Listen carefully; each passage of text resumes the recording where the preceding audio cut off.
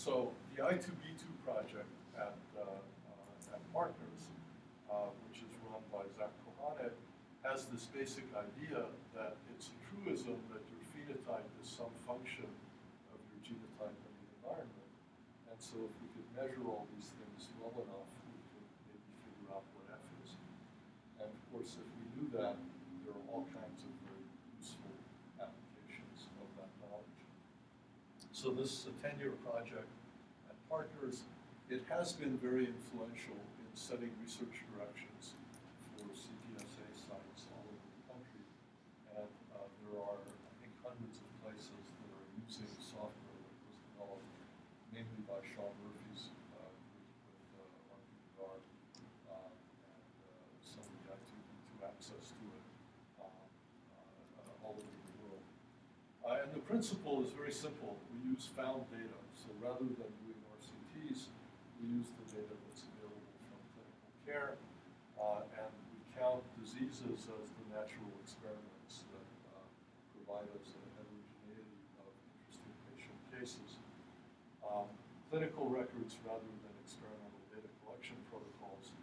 And Partners has this wonderful thing called Crimson, where if you become a patient at Partners, they essentially coerce you to sign a consent that allows them to use discarded blood samples and other samples to do anonymized data reporting. And so I, as a researcher, well, if I were at Partners, I, as a researcher, could get a hold of de-identified data from very large numbers of patients by taking advantage of this. So these two are not generally considered beneficial in doing research, right? And so I gave a talk sort of like this to a group at UC San Diego. There's a very distinguished looking epidemiologist in the audience, and she pipes up at the end of my talk and she says, "Now, Professor, you realize you're doing junk science." And you know, my flip answer was, well, yes, but I do have a lot of data.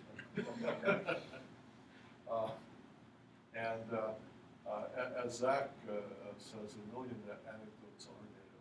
So you know the truism that anecdotes are not data. A lot of them are data. So focus on predictive modeling. These are the kinds of data that we're able to get out of clinical records. So one application of this is to research. So I mentioned this rheumatology application. We asked the question, could we use EMRs for discovery research in rheumatoid arthritis? So we went through a complicated process. We pulled data that looked like people who might have rheumatoid arthritis out of the RPDR. We got about 30,000 patients. We then had human beings read over these in order to figure out which of those patients actually had rheumatoid arthritis. These human beings were rheumatologists, so they were expert human beings. I was astounded that we could get into read 500 cases, but they were willing to do it. And so what we discovered, first of all, was that ICD-9 codes, billing codes, are a horrible proxy for anything real. So for example, what do you think the positive predictive value of an RA code is in the RPDR?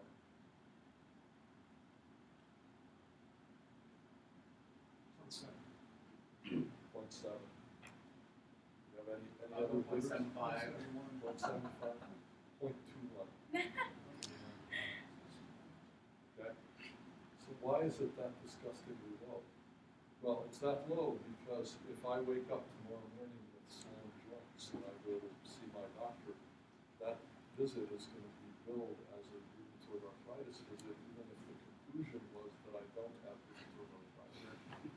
Okay, so then we said, well, what about 3 billing codes for RA? 27%. Okay. Why is that? Because my doctor sends me to the lab. They bill it as an RA code. He sends me to radiology. They bill it as an RA code. Everything's negative. I don't have RA, but I have the 3 codes. Right? So be careful about trying to extrapolate Anyway, we built a classification algorithm that uses both coded data from the data set and data extracted by natural language processing on the nodes. And we were able to build a system with about 97% specificity of people with NRA, which is what we thought we needed for a gene-wide association study. Now, the sensitivity was not that high. We hit 97% specificity at a sensitivity of 61%. But there are plenty of cases, and barring selection bias, which is a very important problem, we thought we were doing pretty well. So we got about 3,500 predicted RA cases. We validated those and validated that we were getting 97% specificity on them. So this is the I2B2 browser. I don't know if you've seen it, but you can select interesting subpopulations of patients.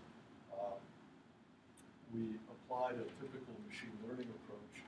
In this case, it was logistic regression with lasso penalties. And so these are some of the factors that entered into the lasso model. So you have the NLP ones come from language processing. The other data come from things like Latin data, billing data, and so on.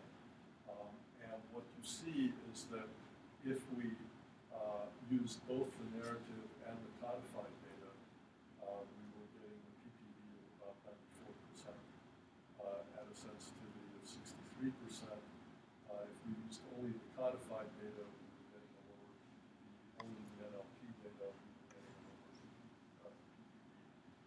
And as I said, the published administrative criteria were doing much worse than our technique. So there are a couple of interesting things about this. I assume that, and then we used Crimson to create this merged data mart of data from discarded blood samples. So we were able to collect about 1,500 cases and about 1,500 controls in order to do the gene-wide association study. Are you going to tell us where in the narrative text the definitive information was located? I'll give you an example or two. So, for example, one of the problems we ran into is that the coded data has pharmacy data in it from partners, but only pharmacy data of drugs or prescriptions that were filled at the MGH pharmacy or the British pharmacy. So, of course, most people who are arthritic are not inpatients, and so they're filling their prescriptions elsewhere. So one of the important things was being able to find in the nursing notes that the patient came in saying they were on low-dose methotrexate, for instance. And so that's the kind of thing. The nursing notes the nursing notes were particularly useful. Some of the discharge summaries were particularly useful. Okay. I was going to say, one thing that surprised me in a pleasant way was when we developed this algorithm, we said, well, we wonder how portable it is. And so we had some colleagues at Vanderbilt who were interested in doing the same kind of study. We sent them our model. And we expected, at least I expected, that what they would do is essentially retrain it on their local data in order to get good performance. But interestingly enough, they ran our model out of the box. Yeah. And it worked almost as well as it worked on our data, which was a kind of unusual surprise. And then we sent it to another group at Northwestern who did the same, and it worked a little bit less well, but it still worked quite well without retraining for the local environment, which was kind of pleasantly surprising. There are some papers that describe that. Okay, so the bottom line was we did the SNP analysis in those days on these samples, and what we did is we found that from our gene-wide association study, we got estimates of the odds ratios for various SNPs, and then we compared that to a meta-analysis of a whole bunch of published studies that had been done based on carefully collected experimental data. And what we found is that our results were quite consistent with the results from this meta-analysis, which again was gratifying. It's sort of a demonstration that using this found data, you can get results that are comparable to what you do by carefully controlled experiments. Okay, I'm going to skip over this, but other people are doing similar kinds of work. So here's a paper by Bob Langer's group at MIT looking at hypnotics association with mortality or cancer in matched cohort study, and they were also pulling data out of the records in order to do this. And this is becoming more common. Okay, the final project that I wanted to talk to you about was the work we've been doing on predictive modeling from ICU data. So in 1980, I met Mike Klein, who was head of the CCU at University Hospital, now part of Boston Medical Center, and he was explaining to me that his nurses were going nuts because of false alarms. And so I started a project to try to collect a lot of data from the ICU and build models that told you whether an alarm that was about to be issued by one of these instruments was a true alarm or a false alarm. We went around with NIH, we wrote a grant submission, it came back 1 point shy of getting funded, and one of the reviewers who killed it basically said this is science fiction, it can't be done. Another reviewer looked at it and said, why aren't they just buying commercial off-the-shelf packages to do this? It's already in practice. We didn't quite know how to reconcile that. So after 5 rounds of trying this and always just barely missing, I gave up and said, screw it, we'll come back to it someday. And then in the late 90s, Roger Mark, who's my colleague in UCS and HST at MIT, said, all right, let's do this for real. And so he had the benefit of having some true believers that got visual weakness intensive care units, and we've been working with them ever since, collecting data. We have a publicly available data set that has about 42,000 ICU stays. The next version, which is in the works, will have about 60,000 ICU stays. And we have tons of data. We have demographics, which ICU they were in, what comorbidities, labs, meds, fluid IO procedures, ICD-9 DRG codes, microbiology reports, orders, narrative text, mostly from nursing notes, some doctor's notes, specialist reports, discharge summaries. I think we're about to get emergency department notes, which we haven't had until now. Vital signs, the 5-minute or 1-minute summaries from the Philips monitors that they use in the ICUs. And we have waveform data. I think now we're up to about 20% of the data. So we have the high resolution ECG, central line, whatever is being monitored. That's also available for analysis, although we haven't done much with it.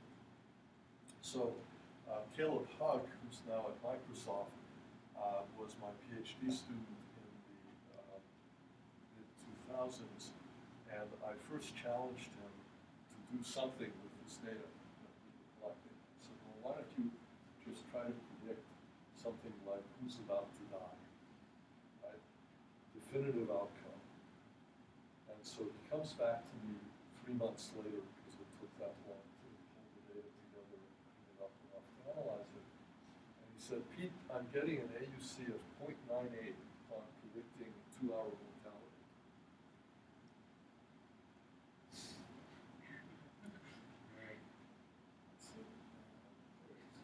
It's way too good. But it turns out he was right. But of course, what he was detecting was not the patient's medical condition, but the fact that the staff had given up on the patient, so they basically pulled the plug. And sure enough, if you pull the plug, there's a very high likelihood that you can predict the outcome. So then we went to a more modest thing, and we said, well, can we predict 30-day survival? And the answer, surprisingly to me, was yes, we can. And the answer is about 0.88 and 89 AUC on 30-day survival, which is pretty good. That's better than 0.71. I'm hitting 0.86 for death. Okay, so that's in the same 30-day ballpark. mortality sound the same. I'm doing it completely for I'm about the same. So, but you're doing it on general hospital patients. General hospital These patients. are all ICU patients. Yeah, so I have a bunch of healthy people in there that are like pushing my curve up. Like you're dealing with the sickest of sick. Yeah. So yeah. And then we said, well, so our initial goal was to say, right now in the ICU, when you're admitted to the unit, they typically calculate an Apache score, a SAP score, a SOFA score, a God knows what score. But usually that's done in order to estimate the acuity of the case, and it's done once when you're first in the ICU.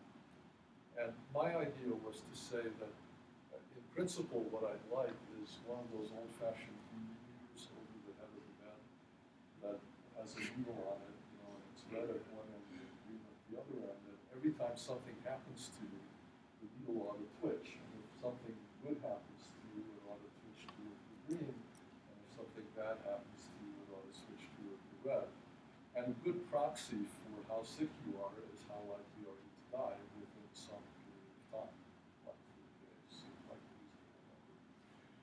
so we developed these daily acuity scores, and then we developed a real-time acuity score, which is our approximation.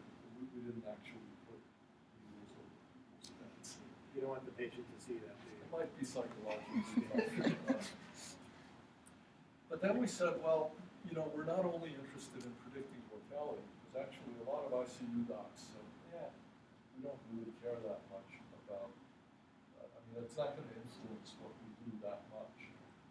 Although I think they're wrong. As an aside, if I show you a patient, our mortality rate in the GI ICUs was in the mid-teens, okay? So about, 1 in 6 or 7 patients would die. If I show you a patient who's at a 2% risk of mortality, you ought to be more conservative in what you do to them than if I show you a patient who's at a 50% risk of mortality. Because simple decision analysis shows you that you should be willing to take more risks. But that's not generally appreciated by most ICU docs. So I worked with people like Casira and Steve Pauker, who are big into decision analysis, but that's not yet a common notion in healthcare. But anyway, we said, well, what about predicting other things? So, for example, most docs don't like to keep their patients on vasopressors because they have bad side effects. So, can we predict what's a good time to take you off the vasopressor? Can we predict whether it's time to remove cardiac assist pump from your aorta? Can we predict bad things like, is this patient looking like they're going into sepsis or acute kidney injury? So at the time, we had about a database of about 10,000 patients. We used 70% for development, 30% for validation. We excluded a few cases that just didn't have enough data. And we also excluded, we didn't have kids at the time, and we would have excluded them anyway because they're different. And we also excluded neuro and trauma cases because it turns out the best predictor of whether you're going to recover from trauma is the nature of the trauma and not measurable physiological conditions. So we just set those people aside. Lots of problem. My student was complaining that half his time went into just cleaning data and dealing with missing values and so on. One of my other students said, "What? Only half?" So this is what it looks like. Most patients are in the ICU for an average of about 5 days or so, and the longer you're in the ICU, the more likely you are to die in the hospital. But on the other hand, because you haven't already died in the ICU, you're more likely to survive if you were discharged in the long run. So what are the right kinds of models to build? Well, I love to build pathophysiologic models. So I remember I fell in love with Guyton's cardiovascular model years ago, and I said, man, if only we could do this to real patients, that would be terrific. But the trouble is, it's like 400 differential equations with 700 parameters, and by the time you fit that to an individual person, you would have had to kill them in order to do all those measurements. So that just doesn't work. So then we've looked at well, a lot of complicated stuff. So what are the possible formalisms? Well, another formalism I love is partially observable Markov precision processes. Okay? QMVPs are wonderful. They give you a beautiful model of decision making, how to optimize decision making. The trouble is they're computationally intractable. So they are the information state is the number of different parameters that you're keeping track of at each state in the model. And the computational complexity of QMVPs goes as 2 to the 2 to the n. Okay? So if n is 3, you can do it. As 2 to the third is 8, 2 to the 8 is 256. A Markov model with 256 states is complicated, but is doable. Right? But if you're keeping track of 4 things, you're screwed, because 2 to the 4th is 16, and 2 to the 16th is a big number, and you can't do it already. And we're dealing with maybe 50 parameters or something, so that's just not practical. So various graphical models, Bayesian networks, influence diagrams, typically require a lot of independence assumptions and are also computationally pretty tough.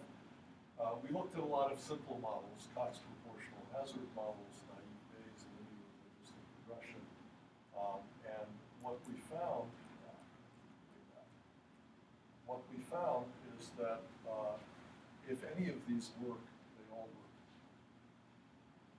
Right? And the difference between the best one and the worst one is, down in the second significant thing. It's like 0.01. And so we just said, screw it, we'll use logistic regression because it's fast and simple, and people have a reasonable understanding of what that is in the literature.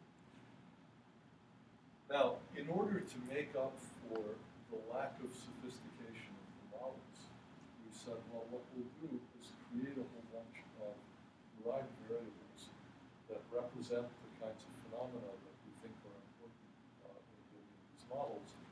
And so we derive integrals and slopes and ranges and frequencies and number of mean crossings and all kinds of other derived variables. And then we do transformations on these because some of them have horrible looking distributions, and if you take their logs, they look better. This is not a principled argument. It's a pragmatic argument. And so we say, okay, so we take our original data, we calculate all these derived values, we then transform them in various ways. So now we've blown it up to 1,500 variables. Okay? And then we throw them at some logistic regression thing with a feature selection algorithm. And we say, kill them all and let God sort out the sinners, right? So the algorithm figures out which are the reasonable variables to use, and that's what we use in our models. So this is the result. This is the real-time activity score, the stationary daily score calculated on each day, and then our approximation to SAPS-2, since we didn't really have all the data necessary to calculate the real SAPS-2 score, but we think we're pretty close. So SAPS gets an AUC of between 0.8 and 0.85. Our models are up around 0.88, 0.89 for these predictions, and of course, there are fewer and fewer people as you go into longer studies.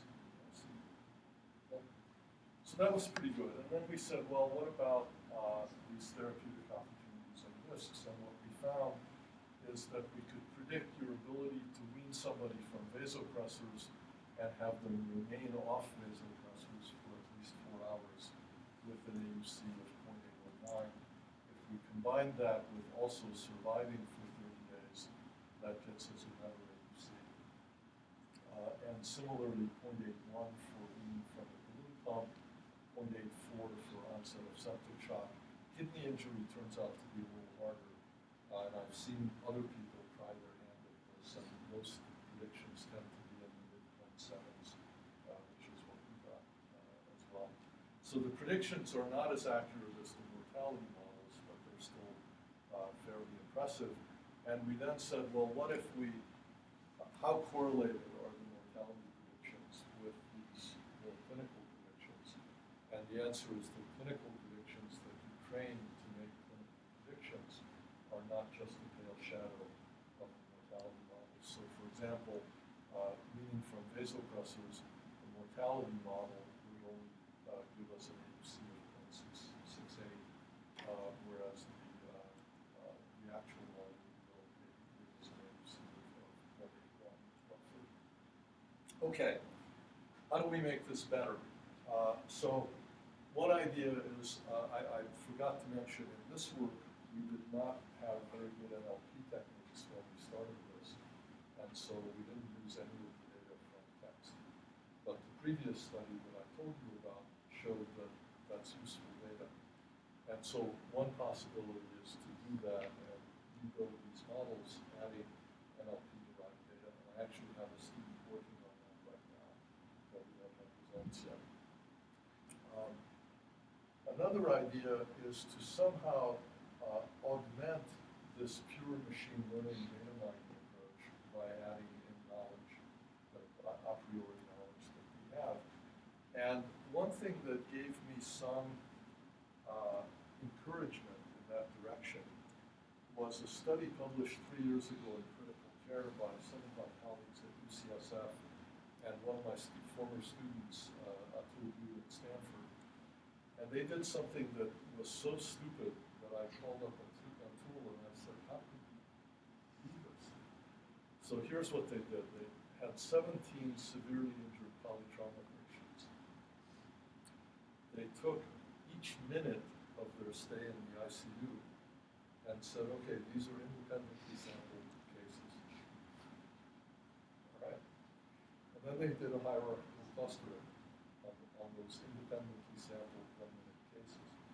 Now, my expectation would have been that they would wind up with 17 clusters, one for each patient. But they didn't. Right? And in fact, the shocking thing, the reason they published it, was that in fact they wound up with 10 clusters, sort of arbitrarily. And a couple of those clusters, if a patient was ever in that cluster in any of their 1-minute intervals, they died. Not certainly, but 90-something%. Conversely, if they were ever in a couple of other clusters, they all survived. Okay? So I said, this shouldn't work. But these guys have 17 patients. I've got 10,000. Let me try the same thing. So we couldn't do 1-minute time slices because the student who was working on this was blowing up the biggest computer we have at MIT.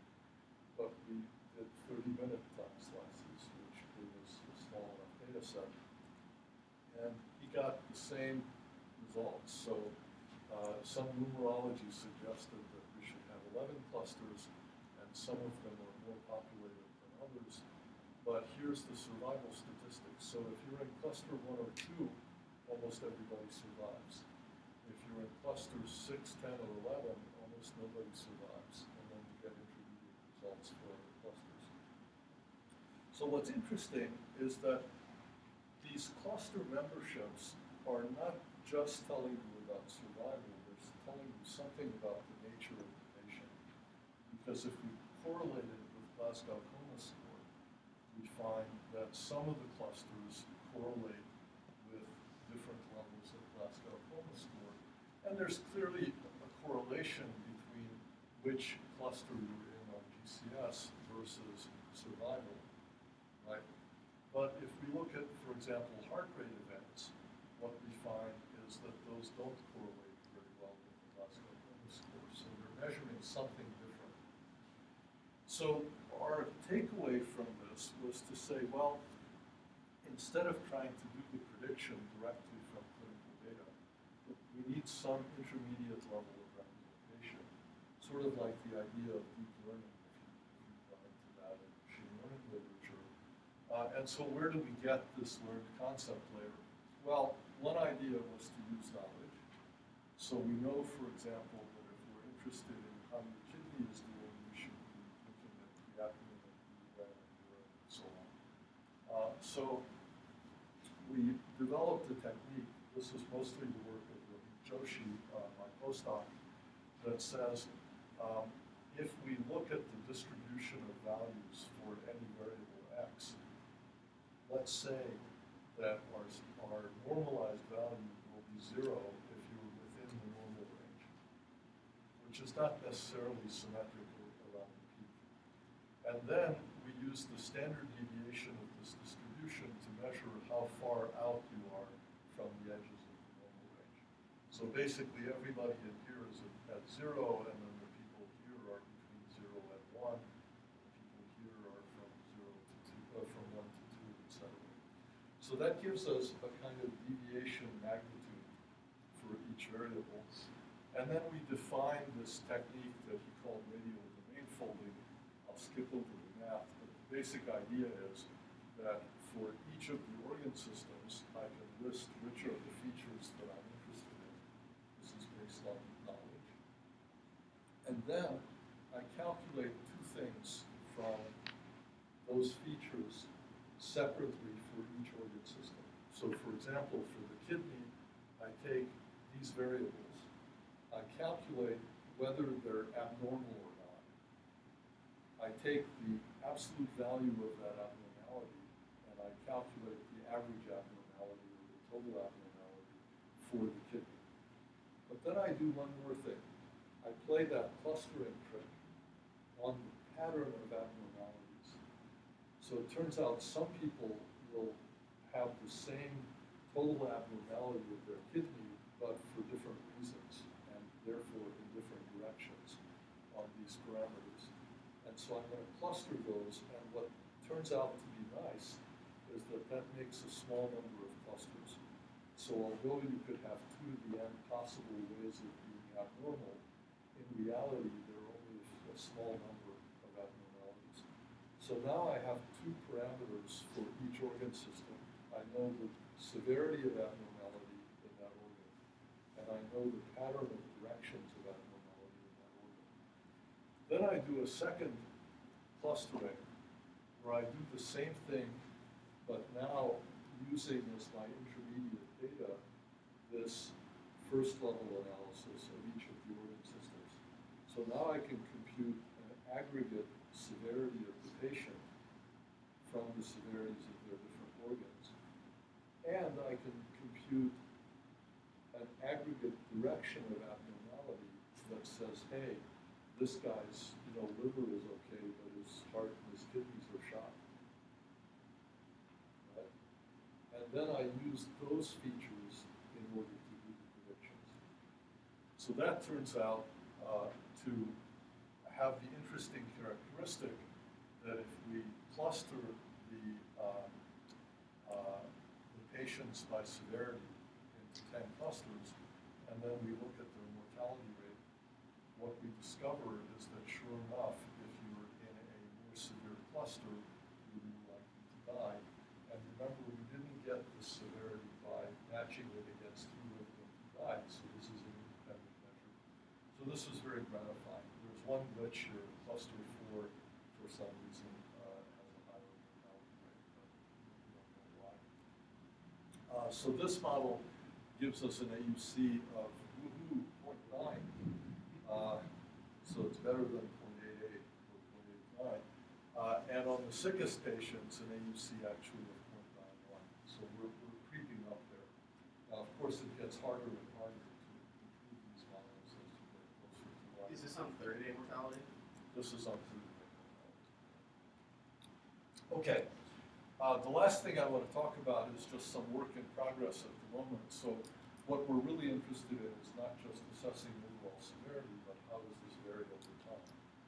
And so if you look at the severity of your kidney at time 1 versus the next time, the question is, what does that depend on? And the sizes of these circles show you that the biggest influence is how your cardiovascular system is doing, which makes sense. If your heart isn't doing a good job pumping blood, then your kidneys are going to do bad.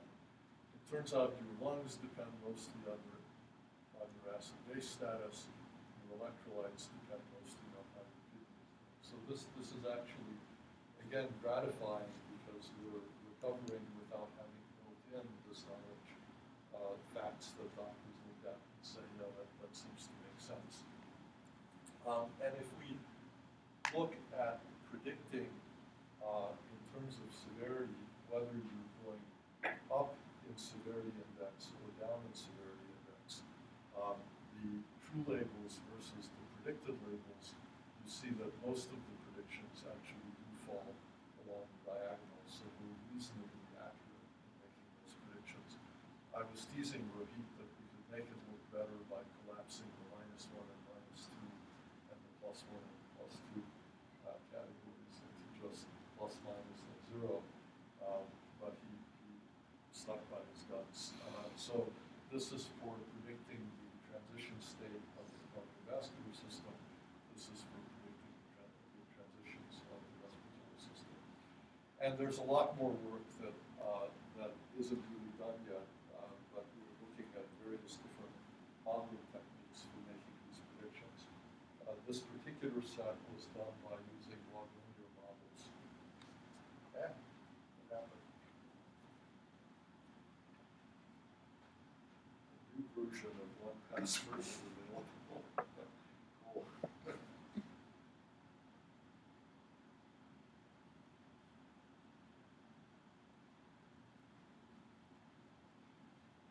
Such are the risks of real-time access.